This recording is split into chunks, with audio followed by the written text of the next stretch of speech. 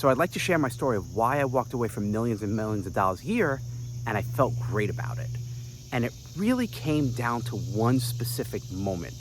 And I was about to speak an event. This was in the 2000s. It was around 2006 or so, maybe 2007. And the way these events worked, or still work to this day, really, is the event producer, so someone who puts on these big marketing and entrepreneurial events. And some of my friends who run these events are not going to be happy about me spilling this, but that's okay. I don't care anymore. That's the nice thing about being in your 50s. You start to not really care. You just say what it is. So the way the events work is they will fill the room with as many people as possible, right? Smaller events could be 50, 100 people. Larger ones could be 500, 600. The event I was about to speak at was I think it was around 750, 800 people.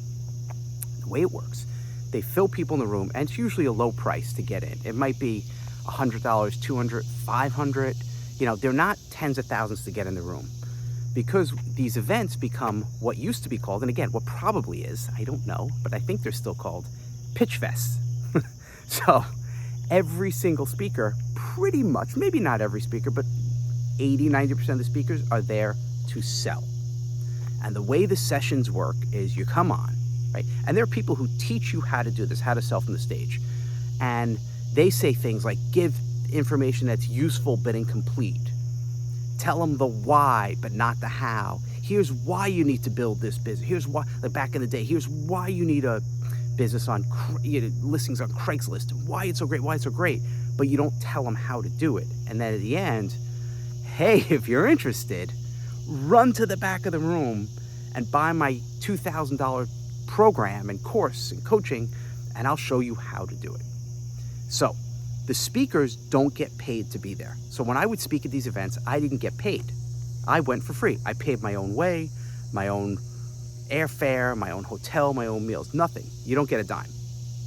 But you split the revenue with the person who hosts the event. So the person who hosts the event spends all the money and all the effort getting people in the room, and they get half.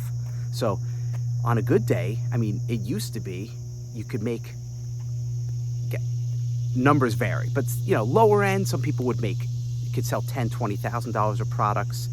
You could sell $100,000. There are people now who could, in a big event, can sell like $1 million in one event. So the event producer makes $500,000, and the speaker could walk away with another $500,000. Not bad for a day work. So I used to speak at a lot of these events in the 2000s, and I was pretty good at selling. Not the best, because I still had a hard time back then really giving that whole useful to being complete, because I always wanted to teach, because I was a teacher. So I'd get on stage and I would teach, and even the event producer would be like, oh my God, you gotta stop teaching so much and just sell. I did well, and I made it. It probably brought in almost about $1 million a year speaking, because then I would host my own events and I would do the same thing. Now my events weren't like the other ones where I would have half of the speakers wouldn't sell, so it didn't feel like every single speaker was selling. So there'd be a lot of value and people liked the events. But there was one moment. So this is the moment that changed my life. I'm about to get on stage at this event. 750, 800 people in the room. And the event producer comes up to me, moments away. I was all mic'd up, jacked up, probably just had a cup of coffee. And he looks me in the eyes. And I thought he was gonna say, go out there and kick some butt, right? Change lives. You got this, Ryan. He goes, Ryan, you have one job and one job only. And I'm in like my mid-30s, around there. So he was an older gentleman. I looked up to him. All right, here we go. And he goes, your job is to extract as much money as humanly possible from every person in that room. And he must have thought, I could feel the blood leave my body, rush from my head. I'm like, oh, I felt sick to my stomach. I'm like, really? And at that moment, it's weird. And I'm Jewish, but this was my coming to Jesus moment. I'm like, ooh, this doesn't feel right. And I was thinking, I'm like, only, 10, 15 years earlier, I was working in a children's hospital, helping kids with, spina bifida, cerebral palsy, spinal cord injuries. And I was a teacher. And then I worked in the South Bronx with inner city kids. And I'm like, my whole world was nonprofit and helping people. if you want to make money, great, but that wasn't the main thing. And here, all of a sudden, I'm like, man, my whole job is to extract money from people, not help them, not give them something they can use, but extract money. And it didn't feel good. Oh, didn't feel good is an understatement. I'm like, this feels awful. And I started having this like, almost like a panic attack. Like, what? This isn't my purpose. Like, I'm not, and when I built my first business online, the first thing I started doing was teaching strength and conditioning. Because I was I ran track all through college. I was captain of my track team, and I loved running and speed, and that's what I taught. And that's why I started online in the late 90s, is teaching speed. It wasn't to extract money from people. If you want to make money from people, great, but to extract money, and that word just never sat right with me. And from that moment on, it was like a light switch flipped. I'm like, I can't do this anymore. Now, I would love to give the fairy tale ending and say, well, Ryan, did you walk off the stage and not sell? No, I still sold. I had to sell because I was like obligated, contractually obligated to get on there and sell. But I did a really good session.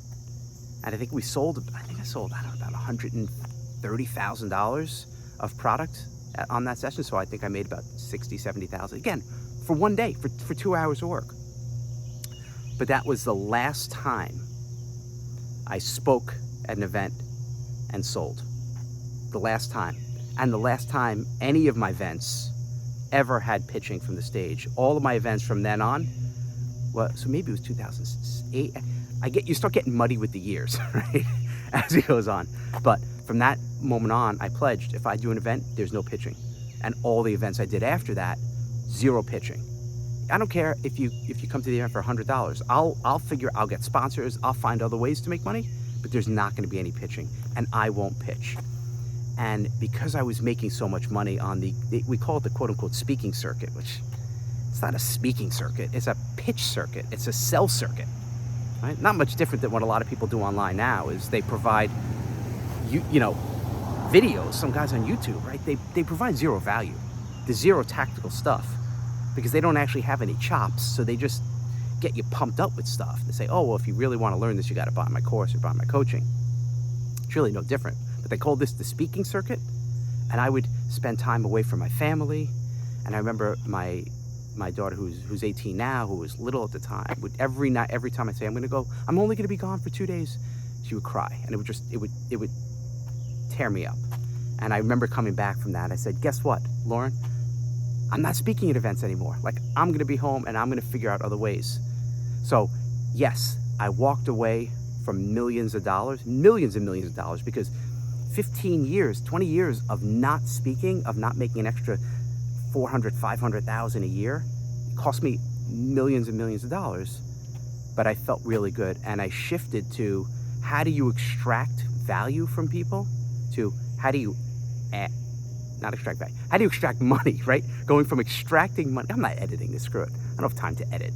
I went from extracting money, or the idea of like, let's extract money from people, to how do you add value?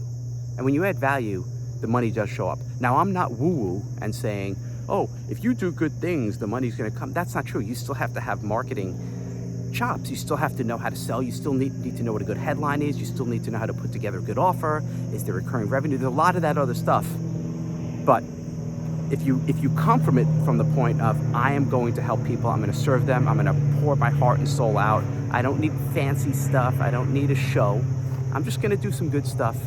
And while I think I sacrificed the short-term money in terms of overall financially I ended up doing fine. Like, I was able to make most of it up, but I slept better at night and I feel better about myself. And I'm looking back now over that stretch of time where I feel really good about what I'm doing with business. And I think if you could do that in your business, especially now, as we're getting older and you're looking to do something, maybe it's a second career, maybe you're in your 40s and 50s and 60s and looking to do something and it's not about the money, even better. So I just wanted to share that with you.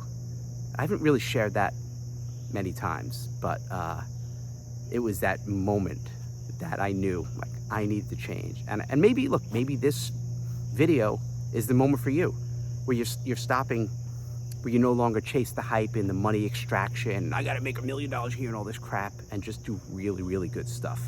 So I thank you for watching this and listening to me blabber on about my story, but hope it helps you in some way, shape, or form, and inspires you that you can do the good thing and the right thing and build your business with pride and stand up and say, this is what I do, this is what I offer, this is how I help people, and yeah, this is what I sell too, and do it and feel good about it. So I'll see you on the next video. Oh, and if you like it, of course, like and subscribe.